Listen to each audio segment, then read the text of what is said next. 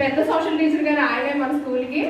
అయితే ఈ రాజ్యాంగాన్ని ఒక స్కూల్ రన్ చేయాలంటే మన హెచ్ఎం గారు ఎన్ని ప్రయాసాలు వచ్చి పొద్దు నుంచి సాయంత్రం దాకా ఎలా చేస్తారో, ఒక దేశాన్ని నడపాలంటే ఎంత జ్ఞానం ఉండాలి, ఎన్ని తెలివితేటలు ఉండాలి, ఎన్ని చేస్తే ఒక రాజ్యాన్ని నడపాలంటే ఒక రాజుకి ఎంత తెలివితేటలు ఉండాలో, ఒక దేశాన్ని నడపాలంటే దాని యొక్క కార్యదీక్షత చాలా ఎక్కువగా ఉంటుంది. అటువంటి జ్ఞానవంతులు ఎవరని ఆ రోజుల్లో చూస్తే మన బాబాసాహెబ్ అంబేద్కర్ గారిని ఏం చేశారు, అన్ని దేశాల్లో ఉన్న మంచిని తీసుకుని మన రాజ్యాంగాన్ని తయారు చేశారు. ఏదో ఒక రోజు 2 రోజుల్లో ఈ రాజ్యాంగాన్ని అన్నది రాయలేదు. ఎన్ని సంవత్సరాలు రాశారు చూడండి, 2 సంవత్సరాల 11 నెలల 18 రోజులు రాసి మన రాజ్యాంగాన్ని మన చేతుల్లో పెట్టారు. ఆ బుక్ చూశారు కదా, ద ఇండియన్ కాన్స్టిట్యూషన్ అనే బుక్లో అది మన దేశాన్ని ఏ విధంగా నడిపించుకోవాలో, ఏ విధంగా పరిపాలించుకోవాలో, ఏ విధంగా మన దేశాన్ని న్యాయవంతంగా రాజ్యాన్ని కానీ దేశాన్ని కానీ ఏ విధంగా నడుపుకోవాలో